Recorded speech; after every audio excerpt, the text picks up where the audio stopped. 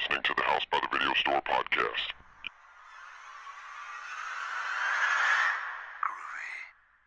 There's no more room in hell. The dead will walk near. We have such sights to show you. I kick ass for the Lord. Praise God! Give away! Welcome to the House by Video Store podcast. I'm your host, William. Join me today will be Derek. Chair Goblin. And Sean. Hello. And on this episode, we'll be discussing Mandy, the new Nicolas Cage movie. It's been getting a lot of discussion, and a lot of people are talking about that. But before we get to Mandy, we'll go through some upcoming releases in October to look out for, some movies you might want to check out in the theaters or on streaming or series. And two, in the comments on one of our old podcasts from a while back, somebody really hated the fact that we talked about stuff that wasn't just the movie that the episode was about. If that is the case, you can always check in, depending on if you're listening via iTunes or a podcast app or service or RSS or whatever. Or on YouTube, which is where they were listening at. Yeah, if you're listening via any of the podcast platforms in the show notes, you should be able to go and look in there and see what the times are for the different topics we discussed. And on YouTube, depending on if you're listening via the mobile app or computer, I think on PC, when you look at the description for the episode, it shows all the times. You can just click on it and jump straight to it. Otherwise, you can see what the timestamps are we put in there and just jump ahead to the sections if you don't want to hear anything aside from the movie discussion.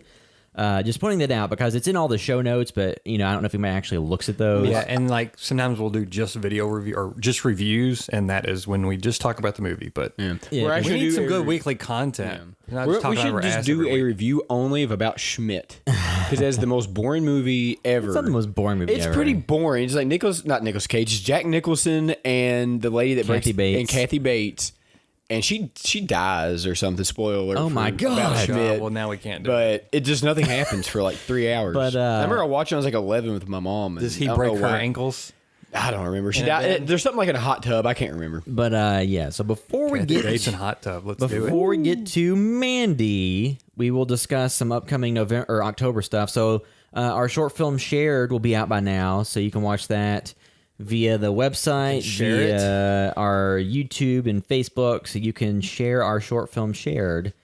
And it is essentially like it was inspired by something that happened to Derek, actually. Like 99, because back when we got the internet back in the early like 96, 97, because I think that's when it was. It had to be 98 because we were in the house that our parents currently Yeah, but we lived in. moved there in the summer of 96 because we got Raven 97.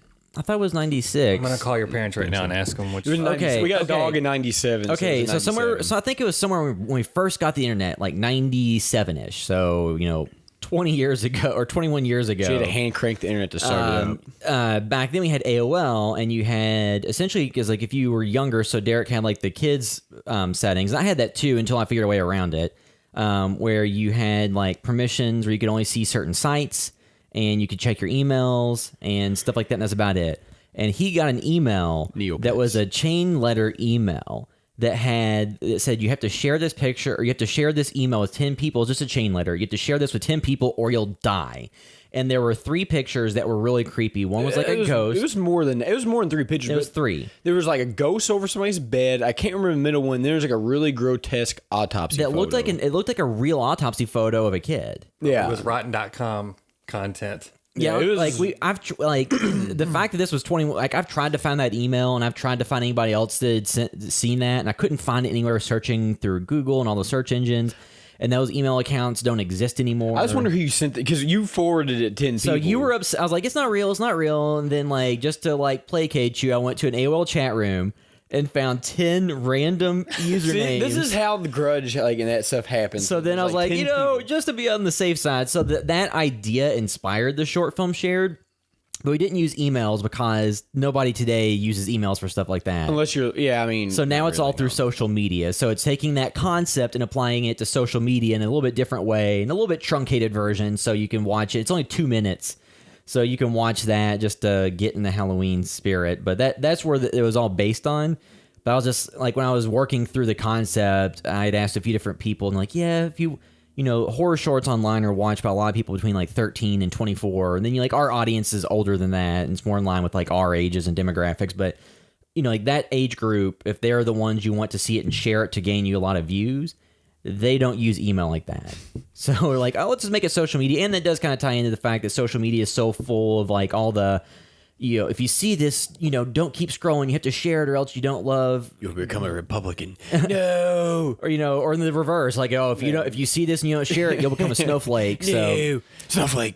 So there's just a lot of stuff like that. So that's what it's based on. So you can check that out and let us know what you think. But then in terms of October content, so there's a lot of stuff that's coming out and some stuff that just came out. So the movie Hellfest is out already. Which I've seen a lot. In theaters. They've really been pushing that because like on Twitter, But they didn't push it enough though, because I think like it's estimated to make like less than 5 million. But you say it, but like, okay, but maybe I just fall in the demographic of the You stuff. get a lot 'cause of I get a bunch of online. ads on Twitter. But when did and you start it's seeing it? Because I saw nothing aside from like a week ago. a week? Yeah, I Like a had- lot of times it's coming. That like snuck up on me. Like I I had knew about the seen film, but about I a week is when I started getting Yeah. that. Because I had seen a few people mention it who were like horror site writers like a few months ago. And then I didn't really see anything about it until I saw the trailer before something in the past month. I know they had it before The Predator, but I'd seen it They didn't before have it then. in front of mine. Okay, well I've seen it as a trailer for things in the past 2 months, but they just it seems like doing online advertising, because now a lot of times what people do mistakenly is they think that simply doing targeted social media ads is all it takes to get a movie in theaters, and it's a lot cheaper and easier than doing TV ads and stuff like that. But I do think for Hellfest, the fact that horror's been so huge lately and it looked like a moderately fun concept, it seems like it wouldn't have been that hard to push it in a few key places to drive like the 17-year-old audience.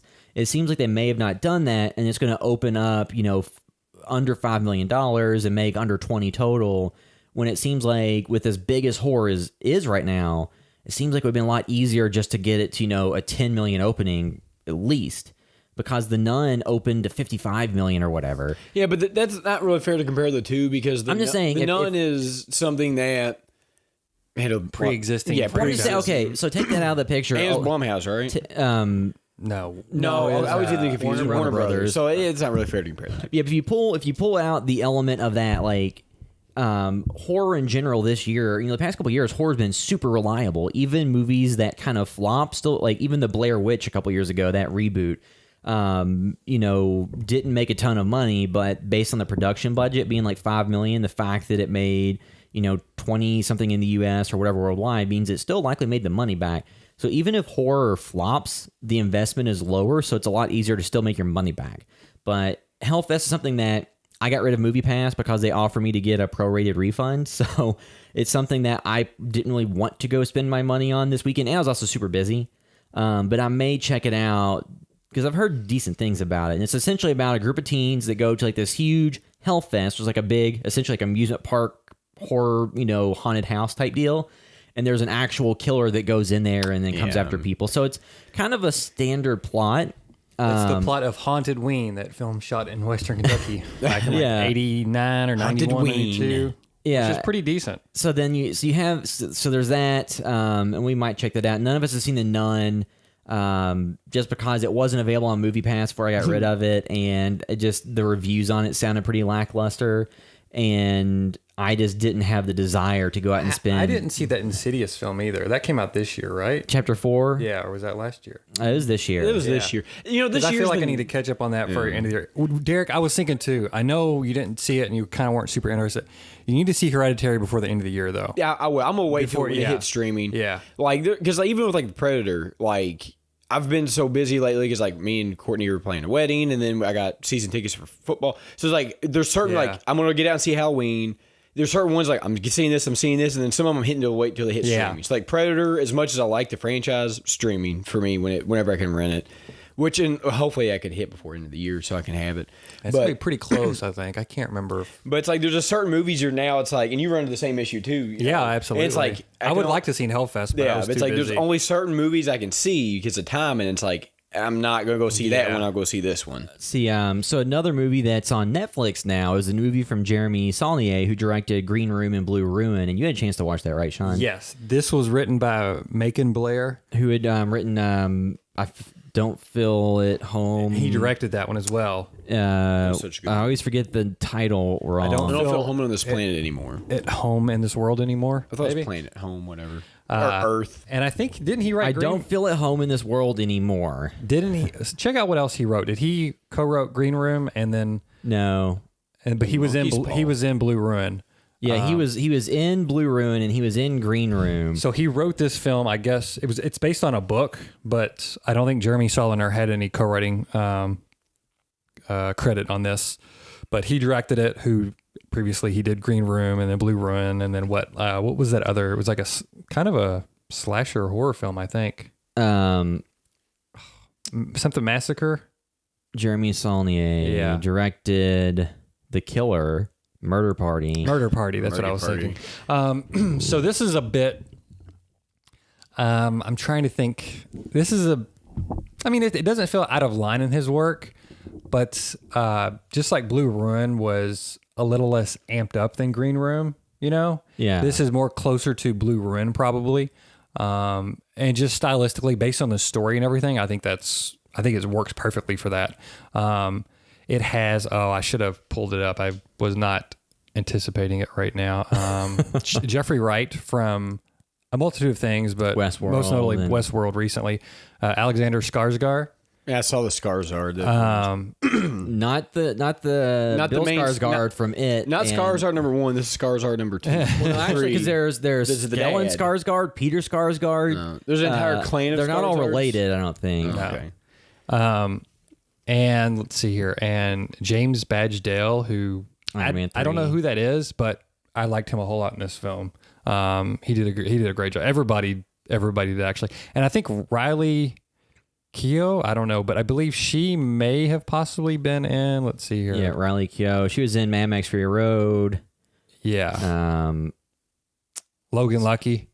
It Comes at Night. I still haven't seen Logan Lucky. Logan Lucky's so It good. was on Prime or something. Did you watch yeah, it? it's on Derek? Prime. No, I really want to. Man, you guys need to watch that. That'll be right up Well, it's your one of alley. the movies that added to my queue and just have yet to get to. Yeah. I mean, it's like really just fun, and Well, I just want to see Daniel Craig playing like a southern redneck. It's so good. Like, yeah, I've watched that movie multiple times. How is his now. accent?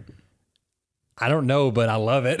Like, I don't know about because accuracy, but it's like great and fun. Yeah, but he's like, it's just funny when you see, because again, we've talked about this several times in this podcast. Obviously, I have an accent. William and Sean don't have one. we quite, do. We have one, but it's not as bad as mine. I have from what no I- accent at all, sir. But like, it's just funny when you hear anybody who's not Southern try to, but especially like foreign people who try to do these Southern accents. For anybody that's watch not, The Walking Dead and watch all the British actors doing their. Yeah, I mean, it's that's like, yeah, I'm that's. from Georgia. I'm from Georgia, and I like. But yeah, Adam peaches. Driver's so good in that too. peach all day. Why can't I think of his name? Magic Mike. What's Magic Mike's Oh, name? Channing Tatum. Channing, yeah, he's really good in it. Oh, yeah. So yeah, back to Hold the Dark. It's a thriller. It's Jeremy Saulnier, so there's some dark violence in this film, and it's some really brutal stuff.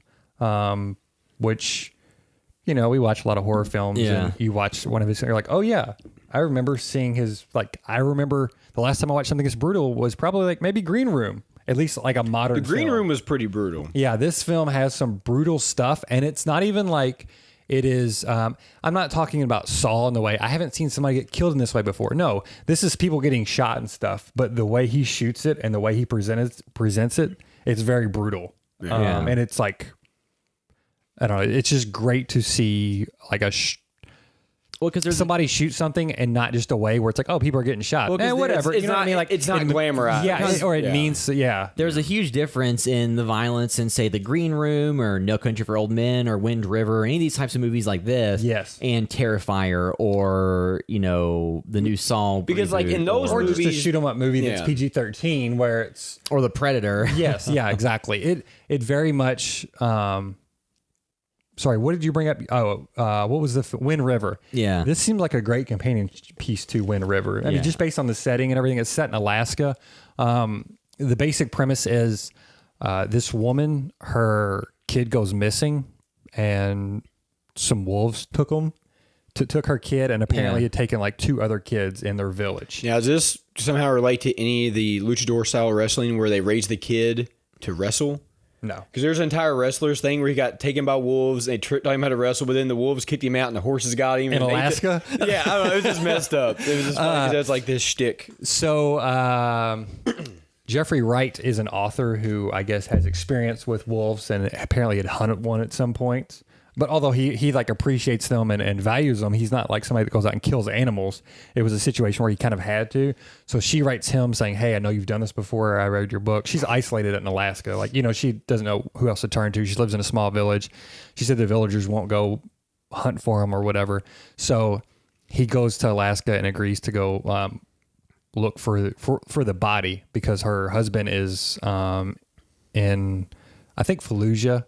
They kind of allude. I mean, he's in a war, but I believe it's Fallujah and stuff. So it kind of goes from there, but it is not at all like the Liam Neeson movie where he's fighting wolves. Taken. Not Taken. Not Taken. The Gray. That's The Taken Gray. 4. They're writing that right now. Taken by the wolves. Yeah, the Gray. The Gray. I haven't seen The Gray. No, I've seen it on FX like a bunch of As much as I know about it and what I've seen of it, it's a lot of wolf action, maybe. Yeah. So it is not that at all. Like do not expect a repeat of that because even that doesn't sound super fun to me. Appealing. Like, I don't want to see somebody just out in the cold forever. Like that doesn't sound fun, fighting wolves. Like, whatever. I'm sure it's a great film. It might be, The Gray might be good, but the movie I'd rather see is that instead of a kid getting stolen by wolves, a kid gets stolen by like chimpanzees and they have to call Jane Goodall in and she has to come and rescue the kid.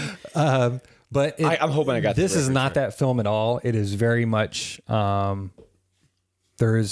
they layer in the thriller aspects and human drama and tension and stuff. No It's Liam Neeson. it's very good. And it's not just, it doesn't feel like a small film where it's like, hey, we've got Jeffrey Wright, let's put him out in the middle of the woods. You know what I mean? Like they wrote a story. It feels like they got to tell the story they wanted to tell, which was based on a book. But yeah, I highly recommend that because it's on Netflix. I highly recommend it. Yeah, I want to watch. It's not like an all-out like maybe as fun as Green Room, even though that was very dark and violent. Yeah, but that was also satisfying because some of the getting revenge parts of that. This is not that type of film, but it is very, very good for a little Netflix release. And it is great that like we are in this new golden age of cinema and TVs where it's this whole other distribution method. You have a TV movie before, or maybe something made for HBO, very, very limited releases in that case, as far as how many were made. But you have that huge divide between TV movie and then theatrical release. And now it's like, okay, good. This is like in the middle and they got as much money as they need to tell the story. It does not feel limited at all. This easily could have been released in theaters. Which most Netflix films could be, but yeah, the quality doesn't get hurt. Yeah, no, not at all. It feels like with but it may not have been one somebody would have jumped on to release in theaters. It feels like with the streaming stuff, so Netflix and Amazon to a lesser extent, and some of these other services, it feels like what they're doing is they're filling in the gaps because a lot of times studios only want to make micro budget horror films. So considering the fact that like our latest short, the budget was $40 because that's all I spent on props for it. But micro budget for a theatrical release movie is like 10 million or under is a super small budget for a theatrically released film. So people just want to do horror movies that are like 5 million or under because Get Out was only budgeted at like 5 million. So people want to do these like low budget movies that have potential for high return on investment and low investment, or they would make $100 million superhero film. Mm-hmm. There's not as much in between, and it feels like Netflix is filling that gap in to some extent and saying, okay, let's make the $10 to $15 million budgeted movie from this, auteur director that people are aware of. So it feels like, regardless of whether or not you hate or love the movies they've released, I do like that somebody is trying to make these movies that aren't just Blumhouse horror or superhero. It's something in between. Yeah. And it's not genre heavy like superheroes or something. And several years ago, it was that bubble Spielberg was talking about where it's like, hey, there's going to be a Hollywood bubble that's going to burst because movies are costing more and more. Yeah. He was like, it's not going to hold. We're losing all those middle films. And it's not that it's even really busted. It's that somebody came in to fill that gap. Well, and two, a lot of those... a distribution service did. And a lot of times what happens is people who would have, in the 80s or 70s or 90s would have made films, like adult films, not like porn, but movies aimed at an adult audience. But now they're either doing Netflix originals or series, all the different series that hit Netflix and Amazon and stuff. Ozark with Jason Bateman, instead of making... a movie, he made it a series. So I think that there's a lot of people who are moving to the let's just make a series on a streaming service, because I'm sure you get paid more for doing 10 episodes versus a single movie. But and Jeremy Saulnier is doing True Detective season 3. Yeah, also, didn't he quit or something? Did he quit? I thought he left after some amount of episodes. Oh, I thought somebody else. Oh, wow. Yeah.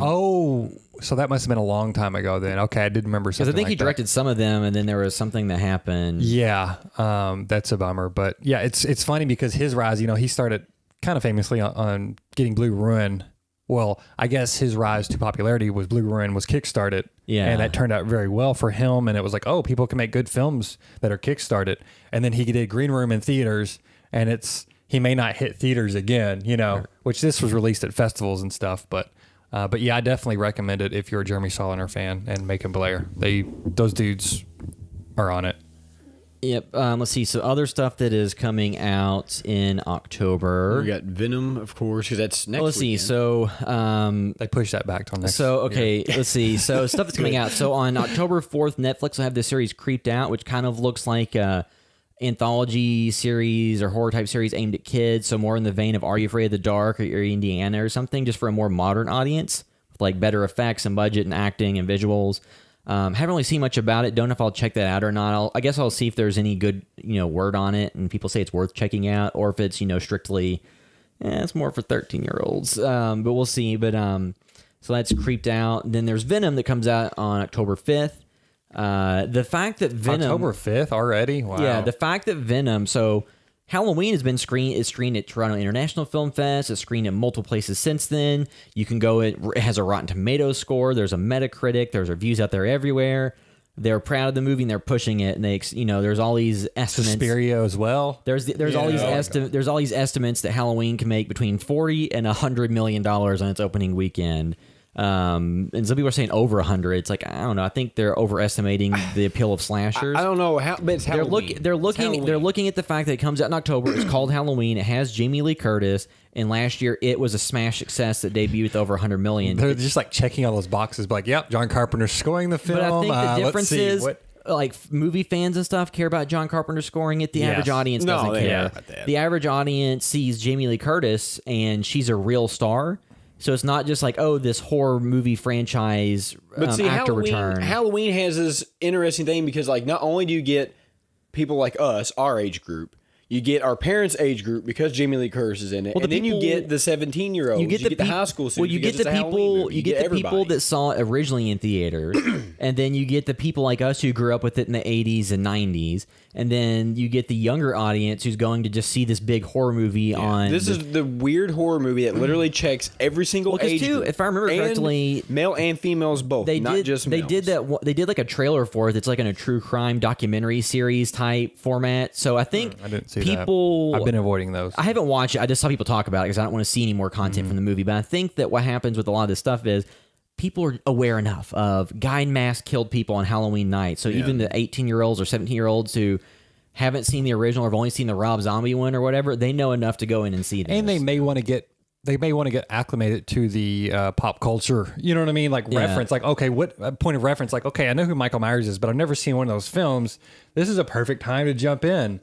And they've also recently like teased like, ooh, there could be a TV show maybe. Well, like I think they've been talking for years about trying to make a TV series. Yeah, even though they're acting like the films are done for now. But yeah, so the Halloween, we'll have more to talk about that when it comes out. And everybody said they've really enjoyed it. It's been a fan pleaser, but also too, it sounds like it is a very good Halloween film. But it's also kind of at the same time, it is a slasher and it is in a box where it can't really. It's a guy in a mask killing people. Yes, but it sounds like they've gone back. And not to make comparisons, but the way people talk about Suspiria or something, where it's like, oh my god, this is like some kind of transformative experience as far as it's still a Halloween film, but it's probably what that film should be. Well, I think a difference though is Suspiria, I think, is more limited by what it is because the art house horror, box office wise, probably yes, but I'm talking about maybe layers to the film. Oh yeah, I mean, like in terms of like the film's quality, it has nothing. I'm just saying, like in terms of box office, absolutely. Like Hereditary is kind of one of the rare kind of arty horror films that went on to make more than like $20 million. Yes, no, I agree. But yeah, so Venom is coming out on 10/5. We've talked about it enough before about it being PG-13, but the fact that it's only like a week out from being released at this point, and we haven't read any reviews, probably doesn't bode super well. But we'll see when it comes out. you know, if it gets good enough word of mouth and reviews, I might go see it. I'll check we will it see. out. We will see. So there's other stuff coming out too. So Netflix will have the series The Haunting of Hill House, which is all directed by Mike Flanagan, who did Hush and Hush Puppies. that was it Ouija Origin of Evil and some other movies. So Who did Annabelle too? that was David F. Sandberg. Okay. So The Haunting of Hill House has been getting good reviews. People are saying it's a great series. So I think it's like a 10-episode Netflix original series that's coming out on October 12th. So in October, before Halloween, 10-episode horror series. I'm definitely going to check that out and see what I think about it. I saw bits and pieces of the trailer and it looked interesting. So that's a show that, perfect timing for that type of stuff too. Because giving people a series they can easily binge watch, as opposed to, I never talked about Castle Rock because of the times of the episodes. But to me, that series dipped and took too long to get to answers. And then to me, I didn't really love the finale. So, I mean, each season's be a new story. But to me, it kind of, some people loved it. But I think it started off with a bang and then kind of ended with a whimper. I think it was one of the more popular series. But at this point, I don't know that I could really super recommend it. But So it's kind of good that they might be starting fresh too with Each the new year. season, right? Yeah. Yeah, but Haunting of Hill House is something we'll check out and see. Hopefully, it's more of a consistent. And two, the fact that all the episodes are out at once means you don't have to wait. Yeah. Then there's the movie Terrified, which is coming to Shudder around the 11th or 12th of October. And that's a movie that's been getting a lot of buzz about being, disturbing or scary from different websites. Now, I know that the mileage may vary for, things called quote unquote scary, especially with people who are acclimated to watching a lot of horror. Let's see. And it won Best Horror Film somewhere, didn't it? Yeah, I saw buzz about it. Yeah. Let's see. Goosebumps 2, Haunted Halloween, comes out on October 11th. But that's a movie that I haven't seen much advertisement for it. Maybe it's being advertised on Nickelodeon and stuff aimed at kids. But the trailers I have seen looked less cinematic and less like a real movie than the first one. But that may have just been like a really bad promotional piece that they released. I will say, not seeing Jack Black in the trailers and stuff, and seemingly he is not having a big role in this, that like dampened my excitement for it by like 100. Well, to some people that'll increase their enthusiasm. It They hate will. Jack It will. Black. But he did so good in it. I think he did really good in that first one. And I loved I love just the character of R.L. Stein being a character in the movie. Well, the first one just felt like a real movie. The stuff I've seen from the trailers looks like a kid's movie. Let's see. kids' movies are real movies too, William. Well, I'm just saying, like the first one looked like a more like for kids with the nostalgia of Goosebumps for adults. This new trailer that I'd seen on YouTube, it just looked like it was aimed at 12-year-olds, and it was something they would show on Nickelodeon or something. Apostle is the new, was it Gareth Evans movie? Or is that right? I believe it's so. got Dan Stevens in it from The Guest and Legion and Beauty and the Beast. and Beauty and the Beast and a bunch of... Oh, that's the movie where like it's an occultist, or it's a TV show, isn't it? It's Gareth Evans. So it's essentially And a cult a gets man his attempts sister. to rescue his sister who's been kidnapped by a religious cult, but it's a So- period piece that's set like 100 years ago or something. yeah. I think Yeah, like that Resident looks Evil killer. 4 without. You share the trailer to us. That looks killer. Yeah, it looks good. So I really want to see that. It's coming to Netflix. yes. I've heard that it's brutal, and it's something that's definitely a must watch. So it's kind of a period piece horror film. Do you know when that's coming? October 12th. Great. So and two, his Gareth Evans did that sequence about the cult from VHS 2 that was probably Yeah. the best sequence of that entire series. So to see what he does with this, I'm super excited. We talked about Halloween and Suspiria. So Halloween's 10/19, and then Suspiria goes into limited release on 10/26. Was it general release on November 2nd? Yeah, I believe so. And there's all that stuff. Which puts it up against Overlord. So Yeah, we'll see. And Overlord is something that comes out in November, which is the Bad Robot J.J. Abrams produced company about the World War II movie where they run into like creatures or something. And look, the bar's been set by Frankenstein's Army, so that will be the measuring stick. Frankenstein's Army is a found footage movie that has a similar premise about soldiers coming across like experiments in Germany or wherever. So you can check that out. And I have another movie to talk about that's similar to that in the next podcast. Which is I've been seeing comparisons to Overlord being as a Wolfenstein movie. Yeah, I've turned. Which, see, that makes me excited for it. Let's see. So Did anybody see that picture of the new Chucky doll for the new Child's Play? Yeah. Yeah. Does everybody hate it, love it, don't care? I don't care. I think it's a bummer what they've done as far as like not having done Mancini. Well, I'm seeing like there's a lot of righteous indignation around it, and people hate this because they're like, oh, there's already a series going on. It's a Yeah. reboot. But the thing that I would say is that they own this property, and to be fair, the recent Child's Play movies, love them or hate them quality-wise, have been direct-to-video releases. And although that may have been profitable for the company, that's not quite as profitable as a $100 million gross. When they look at Annabelle and see that Annabelle made $100 million worldwide, they have to say, man, we had the haunted doll first, and we're sitting here making just a few million off. From a financial standpoint, they are leaving money on the table. So then they're saying, oh, they're doing a TV series. So a lot of people are upset that the new reboot would destroy the TV series, but it sounds like that's not the case. So as long as they're saying Chucky's going to come to TV in whatever format that is, and this doesn't change those plans whatsoever, and Don Mancini can still continue his series on the format and budget level he has, suiting the audience that it's going after, because they'll continue making them as long as that audience wants them. That audience is very small, compared to... I don't see a problem with it either. If long it as they doesn't don't- destroy that other one, but you see that it's very hard. I would seem like it would be very hard for them to coexist. And if the other one like just takes off like a rocket, for them not to push him to the side. You know what I mean? Like that's where it's... Because I think they had said that the series was going to use the Child's Play name. Yeah, that's right. So, like, I think that if that's the case, that will be confusing to people, that there's a Child's Play show that's the Brad Dourif voiced Chucky doll that's been in existence since the 80s. that is demonically possessed and not hacked by via some doo-doo. guy. And then the new Chucky movie is about an electronic doll that, due to a glitch or being hacked or something, kills. So I'm not somebody that sits here and says the idea of this reboot is terrible. I think that from their perspective, it's a case to make $100 million versus just, a few million off of direct-to-video sales. So I get why they do it. Hopefully they don't scuttle all the plans that are going on for the ongoing series that has its fans.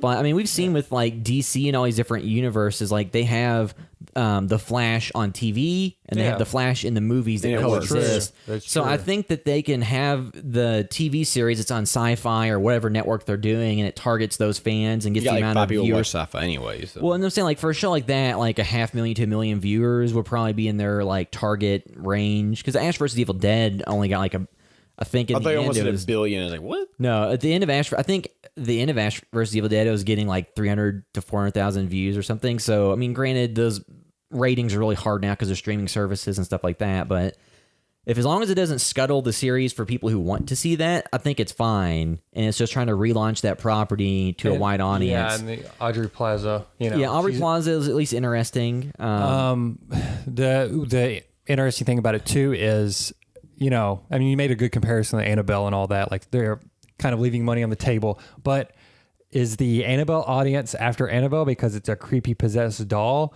Are they going to be way in on the idea of a electronically hacked doll? You know what I mean? Like a different type of thing. Like the thing I wonder is if the movie is 98% the same, and the only difference is the reason the doll does it is different. Does a supernatural aspect of a possessed spirit or whatever, or a demon or whatever, does the fact that it's a demon possessing a doll versus the fact that a doll that got glitched, does that make the box office significantly different? Because Supernatural is far bigger with today's audiences than... That's why slashers have kind of died away, because people don't want to see just a guy in a mask. They want to see a supernatural. And even though the other one was possessed, it wasn't like a spooky possessed, it wasn't like some mysterious spirit. No, you saw Brad Dourif. Like you saw what happened. It was and voodoo. He basically got his body transferred, and it wasn't like he's like some haunting thing. Like, no, that's just his body now. So it is not the same exact thing as something like Annabelle, but it will be interesting to see. Chopping Mall's going the opposite direction, going from a glitch computer stuff to a possession. So who knows if that's still happening? Then just 30 seconds, the Friday the 13th lawsuit, like round 1 is over, and Victor Miller won the first round. So it's still not done. It's still not done by any measure, but hopefully Halloween will do well and convince them to get the series in motion and settle and work stuff out to get a movie in motion. But the legal battle is still going on and still unclear as to what exactly that means for everyone, but it is making some progress. You can look up the details, probably in Bloody Disgusting or whatever, but essentially it's what he wrote the first film.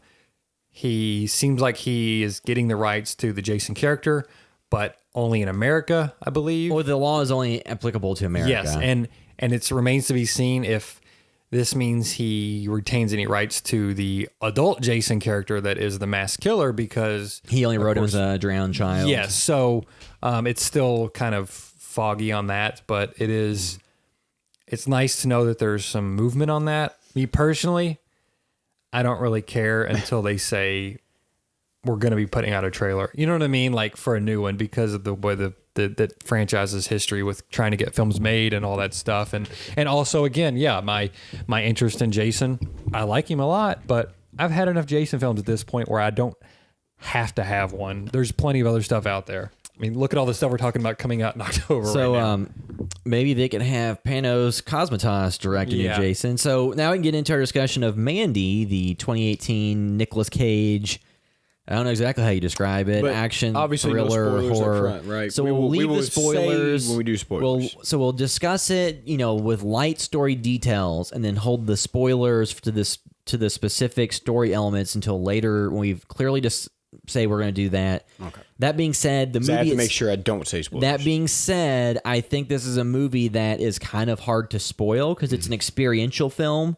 So I mean, there are certain plot there's beats definitely that you can elements of it spoil. that you can So spoil. let's see. So so it's Nicolas Cage, directed by Panos Cosmatos. It is 2 hours and 1 minute according to IMDb. So the basic idea. So this is the synopsis from IMDb. I'm not even gonna neuter some of what this says and not spoil stuff. So it's set in the wilderness of 1983, where Red Miller, played by Nicolas Cage, goes after a religious cult for a grudge and vendetta against them. So that is all you really need to know in the story. And the movie, because it's one of those things where, I'd heard a lot about this coming out of, I think it was like Sundance was where they first showed it, and it's been at multiple film fests since then, and a lot of critics had marked it as like one to watch for this year and like one of their favorite movies. So I heard a lot of discussion about it, and it has like high critical scores, like over 90% of Rotten Tomatoes, I think. And the audience score is pretty high too. It's But- at least in the 80s. But then, so I think that the tale of this movie, and I think what kind of tells you, so there's a lot of movies like this where you look on user reviews on websites like IMDb or Rotten Tomatoes or wherever, and you see a lot of 1 to 2 out of 10, and a lot of 8 to 10 out of 10. There's no then middle ground, There really. is a little bit of middle ground, but not much, and it's mostly people loved it or hated it. And when it comes to saying, will you love or hate this? Do you want a movie that's a little bit of a slow burn?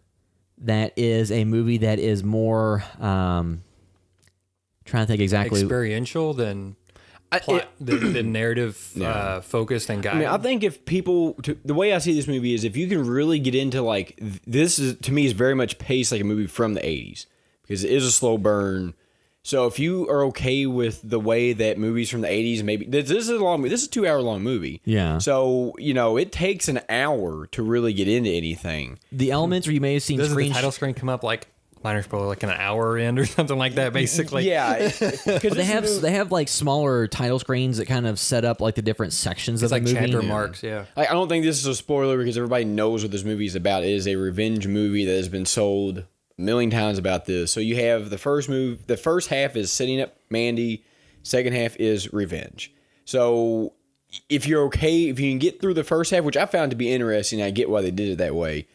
And this is very like a synth heavy score, very 80s. Like the color palette is very purple and awesome. Well, like This is a lot of imagery invoked from like metal album covers. Yeah, and I was stuff gonna like that. because somebody was because I was out this weekend at hanging out with some friends, and people were talking about different movies they'd watched recently, and I mentioned Mandy, and somebody said, "Oh, what's that about?" And I said, "So just imagine like those '80s like heavy metal like album covers. Imagine like an Iron Maiden album cover made into a 2 hour movie starring Nicolas Cage that's Right, Judas Priest, changed up to 11, and but somebody is spilling purple and red water-based paint over the celluloid. Did y'all like did you like the color palette? Yeah, I I did. loved it. Yeah. So Like, because the movie has a lot of times where there will be colors that appear on screen not based on anything inside the movie itself that would cause that in the scene. It just they'll have flashes of light that are stylistic touches that have nothing to do with the movie. So I did see people like on user reviews say, "Oh, it's just this grainy ass looking movie with all these colors popping up for no reason."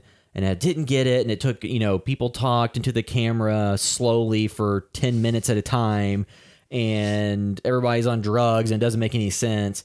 And I will say that the movie, like I think a lot of people say, like, oh, it's a Nicolas Cage revenge film that's cranked to 11. That is less than half of the movie's runtime that is the case. There's a lot of setup for Nicolas it. Cage really, like the beginning of the film, you get a setup of who he is, kind of. I say then he's not in it really, other than just little tidbits, other than being like showing his interaction with Mandy until the second half of the movie, And- then it shifts to him. And I would say that really his performance here is actually probably more grounded than Mom and Dad, the movie with Selma Blair. This is much better, Mom and It's Dad. understated. It's an understated at times, but also, But he is like a there's lumberjack. there's like one great scene where he kind of goes through a single shot of a rage of emotions, and I mean, he definitely does some great acting in this, but also it's not dialogue heavy acting. No. It's not a lot of dialogue To for me, him. this But is that's not to say he's not in it. It's just this film relies on the imagery and his expressions and a lot of other things to tell the story. This is kind of like I almost felt similar to the way the first time I watched Drive and I watched this, because the character in Drive again was kind of like, now Nicolas Cage has a name, but this is almost kind of like the character No Name, where you don't really he doesn't talk very much. I mean, he has very few lines throughout the course of the movie. Most of his, like you said, most of his acting is through just emotion and facial expressions, and not necessarily words. You get a few sporadic words throughout the movie, but nothing of nothing of substance. This is a movie too where I've read in reviews that people enjoyed this movie more while under the influence of some substance, whether it be alcohol or marijuana or other more experimental drugs. Because I heard people say the movie felt like an acid trip to them.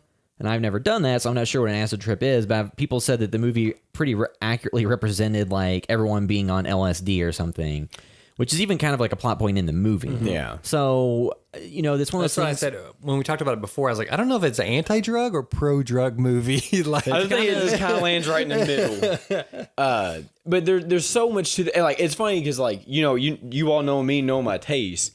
If you all had just watched this movie and I had not told you anything about it, do you think I would have liked it?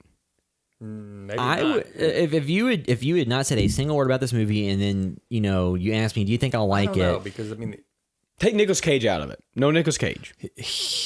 I don't know, but here's the thing. There's some films that seem tailor-made for the leads, and it's like, hey, this film exists because this feels like a film that they very smartly positioned around Nick Cage. Yeah. And also around the market he's in right now of a lot of this direct-to-video stuff. Granted, this does have a limited theatrical release and it's rolling out to more theaters and stuff, but that's also because of the success. It wasn't like a planned wide release. Yeah. He's working in this smaller market now, and he's even talked about like, hey, it's great that he's been able to have these roles and do a lot of different experimentation and work with different creators who aren't making films that are just kind of solely positioned for a wide release audience. he had said so that- he's able to play with his performances, and this feels like a film designed around him, designed for the market he's working at and the market that exists for video on demand right now.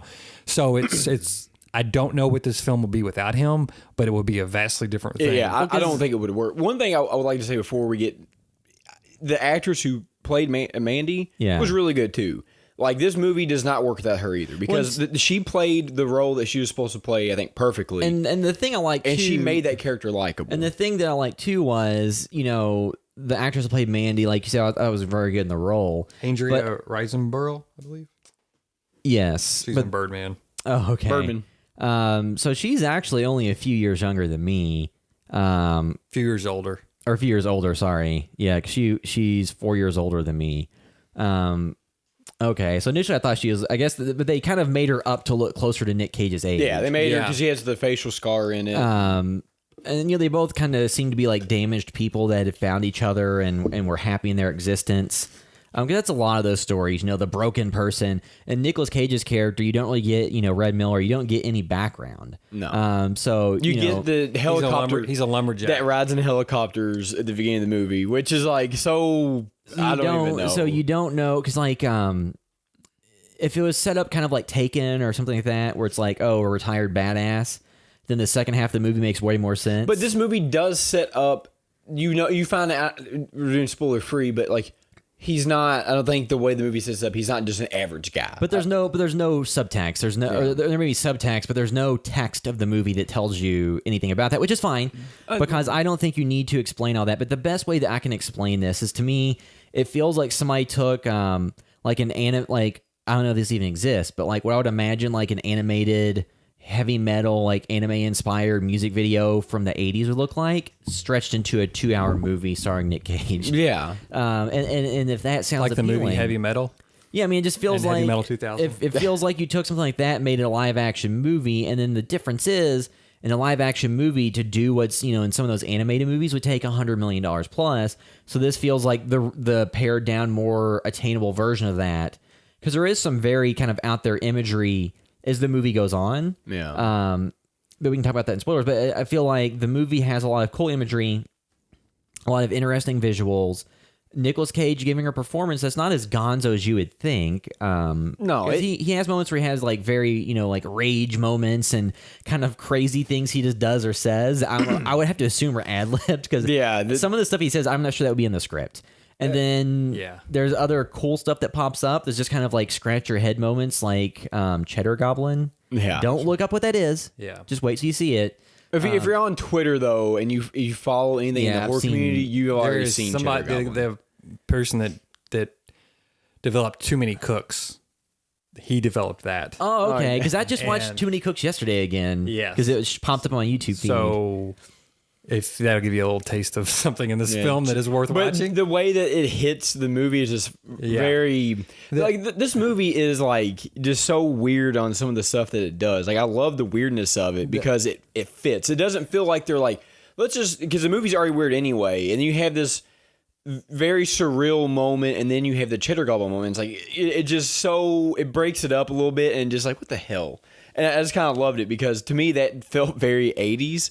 And this, a lot of times when you talk about nostalgia stuff, like Stranger Things perfectly got the 80s nostalgia. And I was not born in the 80s, but it feels right. This movie also feels like they understand the 80s. It doesn't really feel like it's a movie. But they also it feels like the 80s in outer space. Yes. They layered the movie such that they have the trappings of vehicles from that period of time. Like Nicolas Cage's character Red, he has like an awesome like truck. Yeah, but it's from that era, and they kind of kept the genre elements or the period piece elements to a minimum. Like they set up like, here's the cars or trucks or motorcycles people had back then. What they're watching on TV. What they're watching a tube TV that's from that era, and what's on TV would be from that era. And then beyond that, like if you just didn't pay close enough attention, you might. All of band shirts are like Motley Crue, and I mean, it's all. They have titles that say 1983 or whatever. But if you didn't have those titles, you wouldn't necessarily know what year it was, and it wouldn't matter because the movie doesn't. It's not going to the fact that you're like, oh, this person's calling the cops instead of. No, it's not that type of movie. It's not the people taking realistic actions in every sense of the word. It's an experiential movie. Part of it does feel like it is a leftover of the 70s. It does feel early 80s because it is just the metal infused vibe of it and the kind of the psychedelic tail ends maybe of the 60s and 70s. But the dialogue too, a lot of it almost feels like they are reading off a page, and not saying this in a bad way, but it's almost like theatrical performances in some ways. Like you'd be reading on stage. Or even how some Tarantino films sound, It's just very much, and it all is a certain level of detachment from like, hey, this isn't reality, but this is the reality of this film world. In the movie, so the actor Linus Roach plays the character of Jeremiah Sand. We won't get into too much of that until the spoilers, but he did a good job. Yeah, and I think that like his character. Was a good metaphor for a lot of things about like masculinity. Yeah, male ego. So he was like a good element for that because there is like a cult in the movie, And I Cults are so hot right now. I like the way that it played out. We'll save it for spoilers how it played out, but it didn't go in the direction a lot of movies go. But yeah, so I think we're kind of dancing around all this stuff. One other thing I was about to say, I can't. Talking about the cults. I don't know. Okay, we can kind of start rolling in. I feel like there was something else I wanted to say before we got out of spoilers. I think one thing that kind of pleasantly surprised me about this movie, though, is like the way that it was sold to me was just an over the top, kind of just dumb movie with a bunch of gore and blood. While there is a bunch of blood and gut, I can't talk Blood and gut. Blood and gut. Although there Blood is a and lot guts. of blood and guts in it, this movie does actually have a lot more substance than you would think.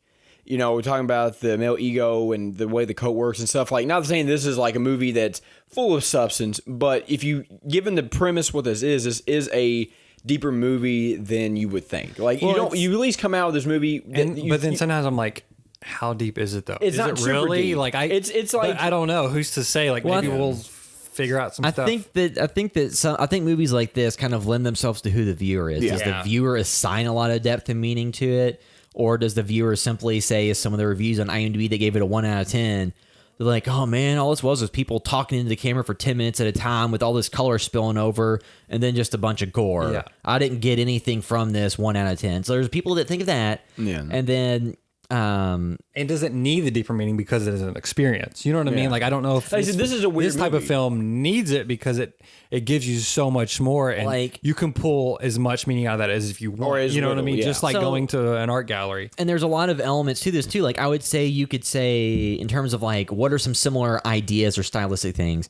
Modern day Lynch from like Twin Peaks: The Return, some of it operates in this zone of kind of metaphorical stuff with, you know, imagery and things that may be kind of plotting just to watch.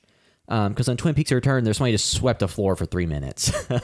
But this movie, you know, feels like there's some of that imagery and stuff like that, and doesn't explain everything and doesn't give you all the explanation. You kind of have just these kind of out there moments. I mean, it's not really like David Lynch stuff. I'm just saying, like, in terms of like stylistically, the idea of because what Lynch said about Twin Peaks, like sometimes you see a painting and you're like, man, I really wonder what the idea behind this is or what the meaning is. And it's like, well, the artist has been dead for 100 years, so come up with it for yourself. Yeah. And it feels like this movie's more in that zone. Yeah, and I don't want any answers on the movie because, like, I don't want the director to come. And I'm sure at some point he has or hasn't, but it's like, I kind of like that. The fact the movie is even interpretable at all to me leaves that it is just a little more, there's a little more to it than just a revenge plot. Yeah, there's some thought put into which it. is nice. And, you know, like, again, this is not the movie that I thought that it was going to be. Just having read other reviews about it, I was expecting it to be a little more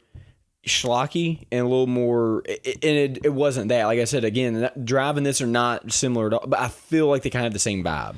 Well, for me, Drive was not what I thought. Based on the it was reviews I was reading from certain people and the praise, I was almost expecting it to be more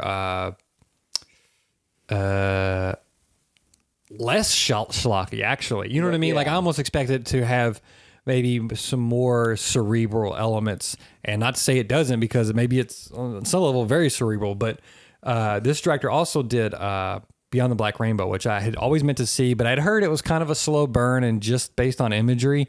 I need to check that out, but I think that's like 2 actors and maybe one of them only speaks in the film, you know, and it is very much about the experience of just the visuals and everything. So I do want to check that out, though. I'm not saying this director is necessarily right up my alley as far as like, oh, this person's it. This is the new vision that I want to see. I do want to see all of his stuff now, but this is not like, hey, this is me now. You know what I mean? This is the lane I want to stay in. It doesn't exactly speak to me that way, but I do enjoy it a lot. It also reminded me, we brought up last time, Into the Void, and a little bit of The Visitor, which was another 70s film kind of based around like this space cult, then takes place in Atlanta. And that film is just like all over the place, but it kind of gives me some vibes on that as well. Well, like somebody it's else- definitely 70s psychedelic. Talking about Drive, it kind of reminds me more of the more out there Nicholas Winding Refn stuff. So you know, Yes. Neon Demon and Only God Yeah. Forgives. So it's more in that zone. My wife said it reminded her more of It Follows too, actually, than Drive. I think that was because of the the synth music and a lot of the slow lingering shots. Yeah, and, there's a slow lot of push-ins and stuff. The cinematography that's was actually very really much good in this. kind of the feel of It Follows, even though narratively They're vastly the different. narrative Yeah. styles and the style of storytelling is very different. Because It Follows is more of a straightforward story as opposed to this. I mean, this Kind of the is feel of it a little bit is a little bit the same sometimes because there's just unsettling. You're really not for sure what is kind of behind the lens in some ways. See, so they shot this on a mixture of Arri Alexa Mini and Alexa XT, but like so digital cameras. But the movie itself does have a look of almost kind of film because I guess they put grain and filters and stuff on it to get the look they were going for.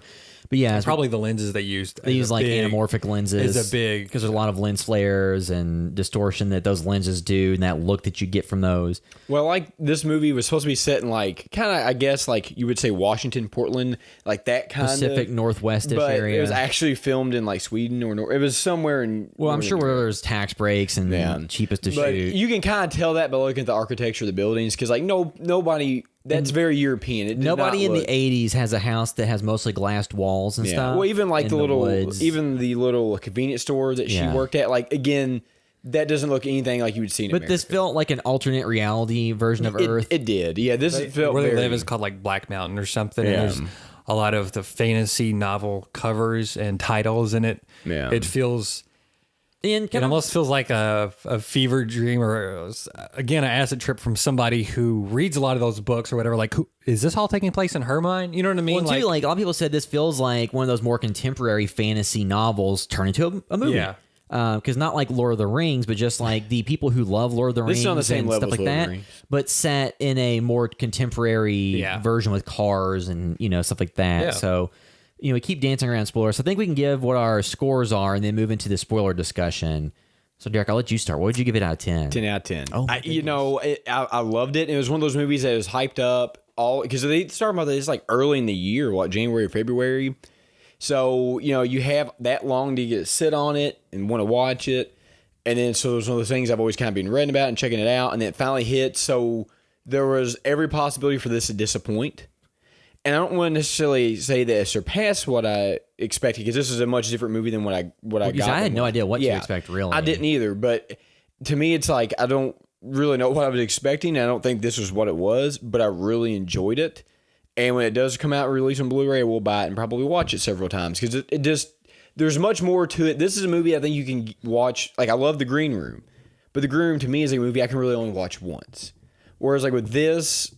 Then they're completely separate, but I feel like I can watch this several times. And I feel like there's just, maybe this isn't a deep movie or is, I don't really know, but there's just at least something there to bring me back to want to watch it again. Yeah. So Sean, what would you give it out of 10? Yeah, same thing with Derek as far as like something there to bring me back to want to watch it. Because I ended up, based on the hype, I just bought the digital version because I was like, I'm going to pay a little bit to rent anyway. I'll just buy it digitally. And it comes out on 4K one day and I really love it. I don't know if I'll double dip and buy a 4K. I do really want to see the behind the scenes stuff. So Yeah, I do. I will want to borrow that disc if you get it to watch Well, if they special shot features. it on the Alexas, those don't shoot 4K, right? That they shoot it, they upsample the 4 from 2K. Yeah, so I guess Blu-ray would be the... I mean, it probably would look better in 4K. Yeah, if but- there's HDR, that's what Yeah. I'm thinking. If there's just HDR and stuff like that. But I'm glad I bought it because I watched it back before 2 weeks ago. Before we did the other podcast. And I put it back on because it had been so long. And also I was kind of falling asleep watching it before. I didn't get to make it through it all again. But it definitely something there to bring me back. Like I will turn this film on again as well. Like I'm glad I bought it. And I also feel like it is a film that if I do keep watching it, I don't know how much I will, but I feel like if I didn't have a lot going on and there wasn't so many other films out there, I could easily watch this many times over and maybe start really falling in love with it and go for a 10 out of 10. Right now, I'm probably like an 8 out of 10. Like I really enjoyed it, but also it's not exactly my lane. Yeah. But I appreciate it so much for what it is. And I love that it takes direct references and just pulls different genre elements. Again, it is like a remix. As William said, like a modern day fantasy. It's like, hey, these people that made this film are like, I like these elements, this element, this element. Let me take some stuff from, these films from these horror films from the 80s.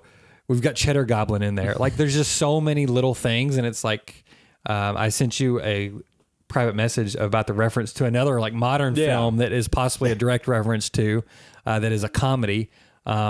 Which makes it even better. I just love the mixture and the remix of this. You know, like everything is a remix. I know there's that series, but I love the way they just remixed everything and also made it so vastly different. This is again is how you remix something and make it so vastly different where it doesn't feel like it's one of those not to diminish the value of it, but many of the other like 80s inspired films that feel like somebody's just trying to make another one of those. And it's like, hey, we just made one of those, but only we made it now. So it's maybe not enjoyable because you have the context of modern, you know, the modern lenses on it, like not physical lenses, but the modern viewpoints of it. Like it's when people try to recreate the feel of some of those 80s films and it's like, well, this just feels like an imitation because you didn't make it in the 80s, you're making it now and you're off. It just feels off-centered a little bit where this gets to remake some of those things, but they put their own spin on it and it brings so much more value to it. This is the way I think you do a modern 80s film. Yeah, I agree completely.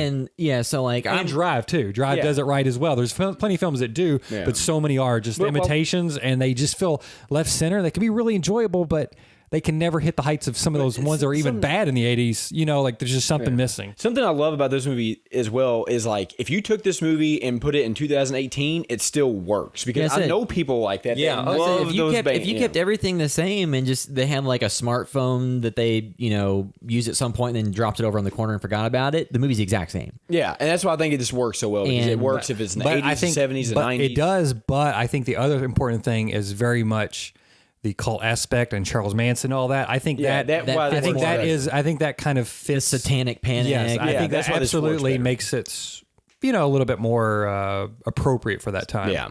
So, too, like, I enjoyed it. I think I'm a little bit, I'm not as hot on it as Derek. I'd say, to me, it's like a 7. Like, the visuals and everything are really interesting. But I think there's a lot of people, the reason that you've gotten so many, like, 10 out of 10s are people who just really love it. So I don't know who King Crimson is, so I guess you take away my credentials because I'm not somebody that loves like metal music or stuff like that. But a lot of people who, because apparently they have some songs in the movie or a song in the movie, so people who are into that music genre, so when they hear that, they're like, oh, okay, man, I'm in now. So I think for some people, if you're at a certain age range where you love a lot of the music that's in it and you love a lot of the imagery and things they're referencing, for a lot of people, it's that sweet spot, and immediately they're like, "Oh, I love this, regardless of what happened." That's kind of how it just hit me. It just touches what you're into. Yeah. Because there's been movies or shows or whatever that have done that for me, and you're like, "Oh, okay, this is it. This is awesome." I'm trying to think of things that I felt like that about. Like Social Network, completely different type of movie, but it's like, the Trent Reznor score. It's about the way that the Zuckerberg. So don't remind me. We were supposed to see him tonight, 9 Inch Nails tonight, and they got canceled. So the Louder Than Life I've never Fest seen him before. Got canceled because the park that was in got flooded. I saw and David muddy. Byrne last weekend, and it was amazing. But on the way out, like my feet were like covered in mud. My shoes were almost coming off. Well, at this point, I think the park's just kind of ruined. They had to cancel soccer games last Saturday, and they canceled the rest of it. One other thing before, like, because I love the revenge film genre, like, as a whole. Like, I really like the revenge genre. Another movie came out this year that had high praise that I watched. I don't know if you ought to watch it yet. Was Revenge. You haven't watched it and yet. that movie got so much praise. And it was something I was excited for, and I watched it. And while it was good, it was just, to me, like, I've seen it before. And not to say that this movie, that Mandy wasn't, I've seen this stuff before, but it was repackaged and, like you said, remixed in a fresh, new way. And while it had a lot of tropes that these movies kind of all fall into, it just did it in a vastly different way. Well, I think, whereas like a movie like Revenge, to me, it's like, it wasn't like that. This is like filtered through a crazy man's vision, which is great. Which is why it was so different. But I think the big thing, though, for this movie, if you want to see it or not, is, like we said, it's more experiential than plot driven. It's more, out there imagery and slow burn, and it's just one of those things where I could see somebody also with great payoff. So I could see people, and it's not just like a week somebody walks in a room and punches somebody, it's over. Like it goes full on, like almost Mad Max Fury Road level violence, and some stuff, in some parts, and visually it kind of reminded me of that to some extent. Yeah, but I would just say that, this movie's not for everyone. I can see, like I said, I could see a 1 out of 10 and a 10 out of 10 being given to this movie, just because the fact that the movie takes, a while to kick into gear into what you're wanting to see with like the Nick Cage action, and then the setup and stuff. So to me, you just need to go in knowing that, and be aware. It's not Mad Max Fury Road. It's not action from the beginning to the end. It has action in it, but it's got a lot of build up that sets up these characters, and does it not in a complete Conventional way. It's not a dialogue driven character building, Aaron Sorkin type deal. It's characters just kind of sitting there relaying like kind of a slowly told story about their childhood. Yeah, traumatic, horrifying story. Man. So now we'll move into the spoilers for Mandy. So now it's full spoilers. If you haven't seen the movie yet, we will discuss all the stuff. So don't keep listening if you haven't seen it. All right. Yeah, it's available to rent. Yeah, you can rent it currently. I highly recommend that you do. Now we're in spoilers. I think one of the things that really turned me on to this movie too, like that hit, is when they added the supernatural element. Because not only did you have the Charles Manson type cult, they also had like the Hellraiser-esque, supernatural demon guys. Like you don't really know necessarily what they are. What was his name? Bill Duke. Yeah. At one point after because He was in Predator and a bunch of stuff. Yeah. I followed him on Twitter, and then he followed me back, so I've made it. Sweet. Awesome. He was like, and that's another thing too. Like, I like Bill Duke because he was like in Commando. Yeah, He's a bunch of Schwarzenegger films. So like when you throw him in there, to me that just hits a good amount of 80s nostalgia too. Well, and two, that kind of sets Yeah, up you like just seem like, oh yeah, this is it. because he's always kind of like a badass in a lot of the Yeah. movies he's in. So when you see Bill Duke, it's like that's the way the character he portrays a guy who's like seen some shit. That's where he goes to get his weapon. Yeah, that's where he goes. he's to get the basically weapon, if his character from Predator lived. Yeah, he really is. So like when I get to see him, I'm like, okay, you got me. You got Bill Duke in it. I love him. I'm sold. So the thing, like, because it was very Hellraiser-esque when they first appeared, because you get the lightning and the So smoke. the thing about them too, watching it again as well, there's like this weird. They could do LSD, but there's also this weird substance drug that they do that just seems like totally crazy because Nick Cage takes it later and he like face melts and all that stuff. Yeah. And these people get summoned by the horn, I guess, because they give them some of these drugs from the drug maker and stuff. Yeah. Okay. Are they supernatural, or are these dudes just wandering out in the woods?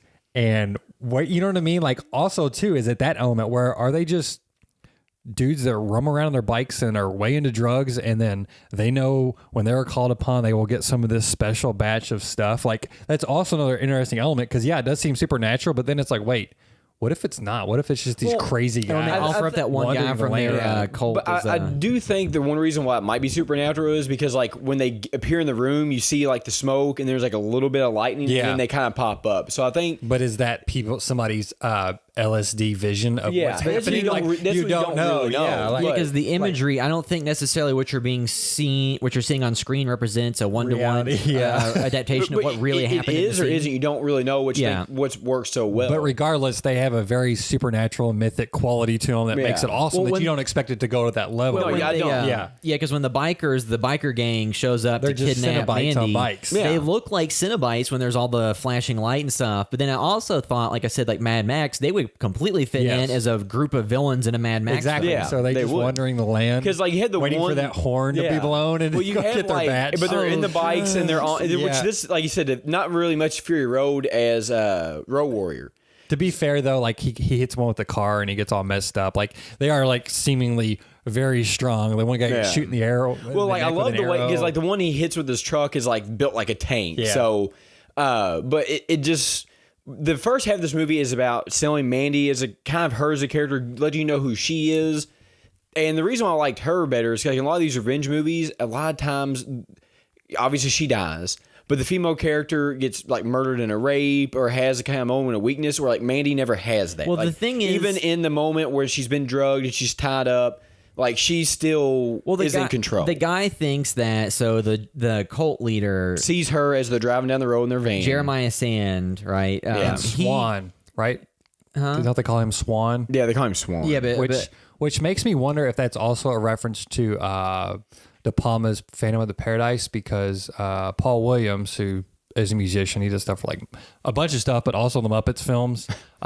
His name is Swan in that, and he plays a big music producer that gets to have sex with all the women he wants and everything. And that film is in the 70s.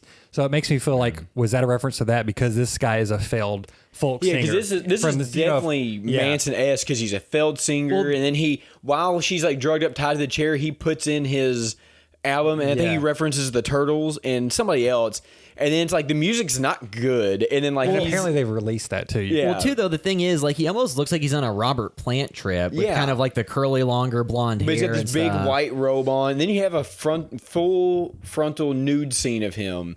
So I guess he's like trying to impress her with his penis. Or So the whatever. idea is there's this girl that he sees, he just has to have. And he's a cult leader and stuff like that. So he probably, with like the girl in the cult, has his way because he has the other cult member send the girl in an earlier scene. And they bring Well, Mandy. she's kind of like the leader of. He's the leader of the cult, Yeah. and then you have like second in command, which is the older woman, and you have the younger woman who doesn't really want to be there, and you kind of get that vibe from the beginning. But so I'm saying is like, so then you have the element of when they take Mandy back and they drug her, and he thinks that playing his crappy music and just, you know, giving his spiel about how important he is and all this stuff will make her then desire him. And once he unloads all of his ammunition and gets naked, she just laughs at him. It's like, you're a joke. Yeah. And because there's like, I've heard people say that what happens is in the real world, that the worst thing that people, it's like an interaction between a man and a woman. The worst thing the man assumes will happen is the woman will embarrass him and not want him or reject him or just make him feel like unattractive or just say no or, you know, laugh at him, you know, because he's sexually incompetent or just unattractive or whatever. So the man's worst fear is the woman will laugh. And then the woman's worst fear is that the man will kill her. And this is that exact scenario where the guy thinks he's going to unload about how he's this great musician and, you know, he's on this little power trip about, you know, here's I'm the cult leader. I got this band, blah, blah, blah. And then when he unloads all of it, she just kind of rejects him outright by laughing. And that so upsets him that then, you know, the fact that she would not have sex with him is why he calls her a whore. So, Yeah. and that's a real world thing too. But Yeah. so that happens. And then they decide because of that, she'll be burned alive in front of her boyfriend. Well, And- also too, he tries to make himself hard. I think. Yeah. He starts grabbing his, and then he tells everybody, "Don't look at me! Don't look at Yeah. me!" Like he just Like, he has very his gets his little ego meltdown. bruised. a lot Yeah. of ineffectual Yes. people today are kind of like that. So, I would assume. But you have the element, and then they, you know, decide to kill her in front of her boyfriend's character, and then leave him tied up in barbed wire because they which he's- stab him with a knife or a They sword. got him tied up in a Christ-like manner Yeah. too, with thorn, barbed wire, or And whatever. then he escapes and goes home. That's when he sees the cheddar goblin. Well, he walks in. The thing that's so surreal about the Cheddar Goblin is like he just watched. Apparently, I would say the love of his life, like Yes. get hung and burned to death because Burned she's alive. like Yeah. in a sack. sack, and then like it's very, I guess, symbolic. He walks over and grabs her skull, and then it just kind of dissipates. So then he walks in. He's been stabbed. He's like in his tidy whities and a tiger t-shirt. And he walks in, and then he just sits there and watches the Cheddar Goblin commercial, which is just a Cheddar Goblin, like it's kind of like Kraft mac and cheese, but with a goblin spewing it all vomits over it on the kids. on It's like the just a kids. puppet, like a puppet character. You know what I mean? You Yeah. can tell somebody's got their hand in it, Yeah. making And it then- eat all the mac and cheese. And then he's just like, Cheddar Goblin. And then like he goes and sleeps on the bed for a second, but then he goes in the bathroom. That's kind of like when he transitions. pivotal. When he goes in the bathroom, he's like grabs a bottle of vodka out that he had hidden somewhere. So you'd assume that he's probably an recovering alcoholic. alcoholic or something. So he just starts chugging it, and then you can see humanity like go out of his eyes. Well, because, you know, it's one of those stories where Mandy was his anchor to humanity. Yeah. And then that's when he shifts. It's one shot single transition where he turns from one person to a next, you know, to what he And is then- is being like pure rage. But Yeah. also too the Cheddar Goblin thing. Yeah, I don't know if it's like a commentary on the way people, you know, consume TV, especially in the 80s and stuff when Yeah. TV, you know, of course was in every household by the 70s and 80s. But yeah, it is just like he's just transfixed on it. You know what I mean? Like Yeah, even though all and that happened, after all he's that still just just happened- watching TV. Yeah, you had the Hellraiser guys come and like do all this terrible Cheddar stuff. Goblin. Yeah. You watch your love your life get hung and burned. You have a cult, and then they leave. It's but a he's pretty just sitting good there. commercial. Yeah, it's like Cheddar Goblin, and then he goes in the bathroom and has like actually a pretty good moment of like Yeah. a transformative. Because Very- again, very little dialogue. It's just him screaming, but you get what's then going that on. kind of goes for what he solidifies in his mind what he's going to do. Yeah. So then he goes to Bill Duke's character and gets the crossbow And Bill Duke gives him these special bows that he made, which I like Bill Duke's character. As he said, he's if he lived through Predator, that's because he that asked guy. him what he's going to do, and he said, I'm going after some religious freaks because they burned her. Yeah. And then he tells him, he's like, I got these arrows. The only condition is you have to put them to good use. Yeah. And But then he tells him the backstory about the bikers were normal bikers who got hooked on like the strong LSD and got obsessed with it and haven't been right since, and then because of that turn into what they are now. Yeah. So they could have a normal human beginning, but just they're so larger than life it seems supernatural. Yeah. Or it's like PCP, Which where I they do, I do think there is some supernatural element to them, just because of the way they appear. Like you said, though, there's not really a reliable narrator in this movie because there's not, so you don't really know. A lot of the scenes involve so everybody was on drugs in '83 in the Black Mountain. So Nicolas Cage, Red Miller doesn't kill, but he shoots an arrow that knocks one of the bikers off of their bike. Yeah. And then he goes and runs over them with his truck. Which then kills that one. And then that causes him to crash and get taken prisoner by the other biker. But that's kind of where we go. There might be some supernatural element to these guys because, he hits this guy so hard that it makes his, it's like the equivalent to, the Chevy, like a Ford Bronco was a Chevy version. I'm not for sure what those are. The K1500 or whatever. And or it flips it over and wrecks. And he wakes up and he's, in a basement somewhere.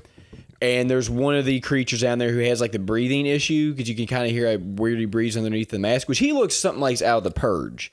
If that character was in The Purge, you'd probably believe it. But one of the best moments in the movie is he kind of is talking trash to him to get him to come over there, and he realizes because he's one hand's nailed into the ground, the other hand's got a handcuff and it's on a pipe, and he's getting the pipe loose, and he realizes the pipe is loose so he can twist it and get the pipe out. So the guy comes over, cuts him with a razor blade and cuts his shirt. He's like, that's my favorite shirt. Well, he doesn't say but then he gets the pipe loose, he's like, snowflake, and he hits him over the head with the pipe and he falls down the shaft. And I just love that he says snowflake because that is so, I don't even know. I would expect that would be ad-lib. Yeah, because and then okay, Nick, we'll keep it. So then he knocks the guy down the shaft, or the creature. Yeah. And then he goes in the other room, and there's the big creature that has the sword penis. Yeah, but he's watching porn. So normal human porn. So Nicolas Cage just has the razor blade, and they start to fight, and he's trying to stab him with a dick knife. Yeah. And he slits his throat, blood goes everywhere. He dies, which that's where they're not as supernatural because he dies so easily. Because all he does is stab him with the throat. Yeah. And then the blood's pouring on him, and Nick Cage is loving it. And then he does some of the cocaine on the table. No, before he does that, he walks over and the guy he threw down the shaft comes at him with a shotgun. Yeah, and he gets the shotgun. And then he's away. like, "That's my favorite shirt. That's my favorite shirt." And breaks his neck. And then he does the LSD. And then it goes into almost because he snorts coke. And then he tastes the tastes a little drug. type, and it hits where it's a heavy drug and moment. then he takes the axe back. Well, we the didn't talk custom-made about the axe. After all this happens, he gets the weapon for Bill Duke, and then this is kind of where it sets up that he's not your average guy because he goes makes this and custom ridiculous. Forges this huge axe and makes it looks like the weapon of destiny in a fantasy film. Yeah, it does, and that's what I'm saying. He's a lumberjack. I know he uses chainsaws probably, but he's got an axe. But then he gets his axe. That's where you know he's not your normal guy. And he takes one of the motorcycles from the bikers. Not yet. There's one more because he's killed 3 of the 4. He goes outside. And he goes outside. And there's one just watching a car burn. He shoots him in the neck with the arrow, and the guy just rips it out. And then they have their big axe fight because he has the axe. One more thing about the axe is it was pointed out by somebody that it is possibly a direct reference to MacGruber. Yeah, his weapon. And they found tweets too that one of the writers, Aaron Stewart something. I followed them forever on Twitter, and all of a sudden I'm saw him pop. Oh, he's writing Mandy, whatever.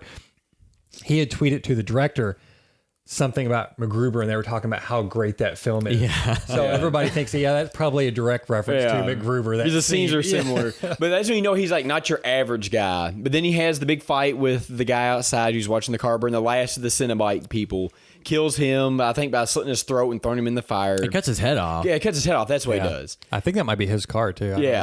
And then you have a moment where he gets some of the stuff and drives through on one of the he's on a 4-wheeler. Yeah. And then he gets into where they make the drugs, which is a really weird scene. And that's Robert Blake, who was in 31. It was actually in Doom too, the movie with The Rock. But then one of the weird moments is I think this was one of the moments that was kind of there's the tiger. They let the tiger out of the cage. I think it has to be some type of reference to Nicolas Cage because he's wearing a tiger shirt at one point. And when all this happens, he puts on the 44 shirt, which is one that Mandy wore a lot. Well, he was wearing the tiger shirt when he had the bathroom moment and decided to rage out. So they unleashed the tiger. Yeah, which is and there's also a moment that makes Matrix look like a metal trailer. Yeah. I mean, a metal album too. And the tiger's like just sitting there, you know? And then too, the chemist kind of says like, "Oh, they wronged you." So he seemed kind of like a neutral character that's not, you know. And then he kind of gave up the drug making at that point, I would assume. So then Nicolas Cage goes to the church, which Well, he goes there and then he has to like his dirt bike runs out of fuel or gets stuck in mud, so he has to walk. And then he runs it. Yeah, just but then gets stuck. Yeah, and then he's just so then the point of that is like then later he starts walking toward the church. The van drives by with one of the lackeys and the woman that is not as into the code, you feel like was abducted at some point. Yeah. So one of the best moments of the movie is like this like sleazy, creepy guy that's the second-hand man or second command or whatever. Like he just stabs him in the throat with the axe. or he puts it in his mouth. Yeah, puts and his then mouth it to the back of his skull. and kills him. And then he lets the woman go because I think he kind of knows like she didn't want to be in it. Well, yeah, and she doesn't come back into play either. No, She she's leaves. after that point she's gone. And then when that's Doesn't too, he toss an axe into somebody's head? Yeah, right the then, next too? scene Yeah. is the youngest one, the long haired kid, Who's like cleaning the he's car. cleaning the car. He just flings the axe into his head. There's also that scene. It wasn't earlier in the film where they're just sitting in the car and rolling up the window up and Yeah, down, up and down. Like 'Cause there's, they're drugged there's out. many scenes in this film that just feel like, is this connected to anything, or is this just supposed to build? You know, like I think Mandy's he was story. just drugged out. Yeah, like there's a lot of scenes like that too that we're kind of glossing over, but because it's like seemingly those are just moments you're supposed to watch. And Yeah. that Well, you- too, like this is the point when he gets to the church, so you don't know how much of the visuals in the movie are affected by the fact that he took the drug. Because is this more of just a normal looking building he's hallucinating to look like something out of Lord of the Rings, kind of, or is it just that's what it looks like? I think it's what it looks like. But so then you have him have the chainsaw battle, Which is so great with the because- largest member of the cult. because this is very Texas Chainsaw Massacre 2 almost. Because Yeah. like he's trying to get the chainsaw started, and then the biggest muscle bound guy pulls out this humongous long chainsaw. And they have their fight, and it was just and the guy such. falls on it. Yeah, it was such a good. Yeah, I moment. forgot to mention too, like when Mandy's at the table way back and they're giving her drugs and stuff. The opening of that felt very much like the dinner table scene in Texas Chainsaw. Yeah, I've seen a lot of people Texas Chainsaw say 2. a lot of people say Texas Chainsaw 2 had Yeah. underground lair. And then Yeah. Resident Evil 7 too. I don't know if they've played that recently, Some but, of that, but there's yes, I there's a wasn't- scene that takes from Texas Chainsaw 2 and Resident Evil 7, And- and it feels like this is all that. To me, it does. I'm glad Yeah. you said that because I thought the same thing Yeah. watching that. And But yeah, then the and that Texas- guy even kind of looked like the guy from Resident Evil 7 Yes, a little yeah, bit. definitely. So But then, the way the hair was and stuff. Yeah, so you had him have the big chainsaw fight with the largest, I guess, the muscle of Which the cult. that was a really good fight. And then you know? and then he gets to the cult leader. Well, no. He Well, he kills that one goes woman. he goes into the church. The woman. and then she gives him this spiel about how like she's special and she can do this and that because she knows the moment. She's like really good at sex. And he just cuts her head off. Yeah. and then like he walks into the lair and here's supposed to be the cult leader, this big bad guy. And he then throws the head to throws him. the head at him, and then the cult leader's giving this spiel about like how, and he gets on his knees and he's like begging for forgiveness. He's talking about how he's like, I'm a god, and he's Yeah. explaining all this stuff. So once again, trying to build himself up, Yeah. and then instead of just being emasculated and laughed at, Nick Cage just crushes his skull in. Yeah, and one thing I read too is kind of like if you watch Nicolas Cage's face, it's like he almost orgasms while there's a lot of weird stuff in this movie. So, yeah, so he but he like crushes his head, eyes pop out, blood's everywhere, and that's kind of. Then we get into the weirdest part of the movie because he leaves the church. Drives away. Which- I had written down too. I wrote down. This was the first time I watched it. I don't remember what I said exactly, but I said very tired. But the framing of the temple at the end behind him and the upside down cross made me think of KKK hood. Yeah, And also he goes. He goes to Bill Duke for his weapon, who's a black guy. Yeah. I don't know if there's any relation but to that. it does kind of but feel like that. But that kind of like the church, I don't know why, but again, I was like sleepy watching that first time, but it made me think of KKK imagery almost. But the church is very weird because it's like just in the middle of this, like kind of looks like an old mine. Like it just looks like they were using this for some type of mine. Well, it looks like because it's like in a valley and it's dug in, and then this church is full of tunnels, which is where again the Texas Chainsaw it Massacre looks reference like the comes from. type. It looks like a place from like the Legacy of Kain Soul Reaver games or Yeah, whatever. yeah. Or what's the other movie?